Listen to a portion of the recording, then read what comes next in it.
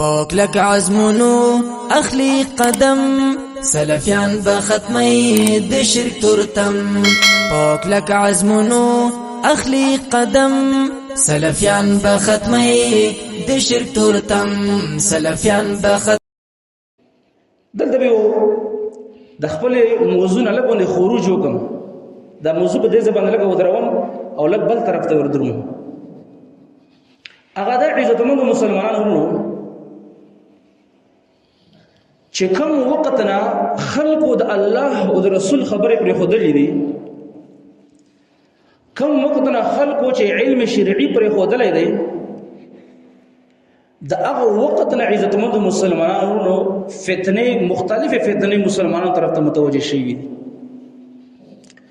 کوم وختنا چې عزتمند خلقو د الله او د رسول خبره پر خودلې او د عقل تابعدار شول په عقل پس روان شول نو د هغه وخت نه عزتمند مسلمانانو خلق گمراه شول مختلف مرزونه به پیدا شول د هغه مرزونو نه غټه فتنه مسلمانانو چې په دې وخت کې خصوصا پښتنو ته ډېر متوجه ده خصوصا پښتنو طرف ته ډېر متوجه ده چې هغه فتنه د انکار حدیث د عقل د وجنه قران او سنت تلی په خپل عقل باندې د الله او رسول خبره تلی په عقل باندې حال دا دی چې د انسان عقل د ناقص دی د قران او حدیث مقابله کې د قران او حدیث نه کشران جوړ کړی دي او د خپل عقل نه مشران جوړ کړی دي چې زموږ مشر څوک دی زموږ مشر عقل دی بل عقل ته طرف ته خبره راوړو کله عقل سره موافق و منو به او کله عقل نه خلاف و نه به منو او مسلمانان او اهل السنه والجماعه دوی وایي چې د عقل کشر دی او د الله او د رسول قران او سنت د مشر دی یعنی د عقل د تابع دی د وحی د قران او د سنت موږ د قران او درنګ د سنت خپل عقل هم تابع کوو او دغه شانته موږ به خپل دل او دماغ د ټول د قران او سنت تابع ګرځو د عقل یو نعمت دی الله سبحانه وتعالى بار بار ویلي دی قران کریم کې لعلکم تعقلون دې لپاره چې عقل نقار وکړي سوچ وکړي فکر وکړي لیکن د عقل حاکم نه دی مشر نه دی عزت مندو عقل چې دی د تابع دی د قران او سنت د قران او سنت پسې دی د قران او سنت پسې کوي به او پسې نه کړلو بیا ګمرا کیږي بیا بدینه کیږي وایي ته موږ مسلمانانو یو فتنه انکار حدیث انکار حدیث باندې مو خلکو د خلکو څوک چې دا خبره کوي چې مو قران پیش کوو او درته حدیث پیش کوي دا 85% منکر حدیث ده څوک چې دا وی چې مو احادیث دا ځنی دي کې دای شی ویو کې دای شی وی او قران یقیني فلان قطعی دی او درنګ دا ځنی دی نو موږ ویل چې دا 90% منکر حدیث ده لیکن خلکو به نه منل ده لیکن اعتماد اوس د غیر نتیجه تاسو په خپل برملاح کارولې ده چې دا حدیثونه انکار کولو تر دې پر د قران نه انکار وکړلو څنګه انکار وکړلو انکار یې د څه وکړلو وای دا انسان چې دی د انسان دا چینجینه پیدا شوی دی دا څنګه پیدا شول خو وای دا د څه پیدا شوی دی چې سمندر نه بخارات او چت شول هغه اوردل بس مکه باندې هغه چې کله خاور شول او بو بندر پرې وتل باقي چنجای پیدا شو وخت تیرېدو 200 کال تیر شول د غټېدلو د انسان ته نه جوړ شو او هر چې آدم علی السلام د آدم علی السلام نو انسان نه دی مراد و د آدم علی السلام نه انسان نه بلکې د انسان دی یعنی الله تعالی مختلف زینو برن اورول ال دغه چنجي پیدا شول چنجي ستره دل او درنګ انسانان ډیر شول دغه الله اکبر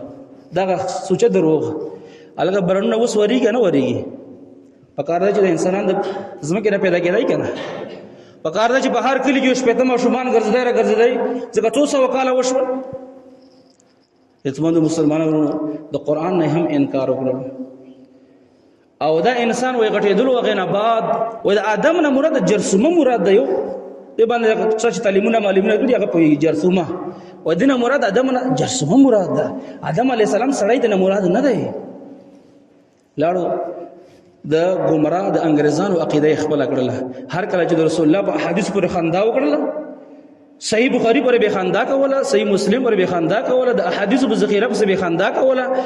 دا د مجوسیانو سازش دی، د فلان سازش دی. لاړو د قران نه منکر شو، د قران نه ناسو منځل عزت مند مسلمان او چاپ سره روان شلو، انګريز په سره روان شو. کوم انګريز؟ ډاروین.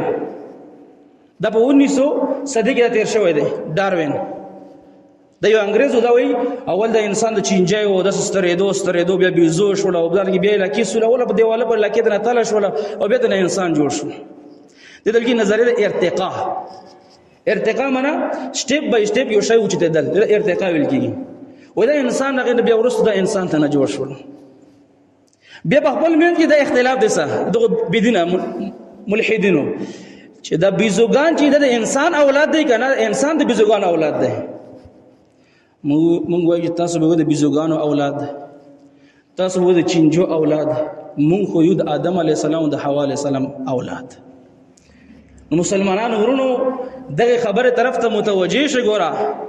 تاسو دا مو وایي چې ګوره دا حق ویلو، حق راخاره کړلو او دا یې حق خلکو د ښکارا کړلو. ګوره څومره خلک د بیان یو کړو، د غړنګ راوېستله فلان یو کړ عزتمندو، نه حق راخاره کړلو، د حق نه واړولې، عقل پرست درنه جوړ کړلو. او حال عزتمندو قران کریم کې بار بار تذکرہ د آدم علیه السلام ذکر کی، د حوا علیه السلام تذکرہ کی اشارتن،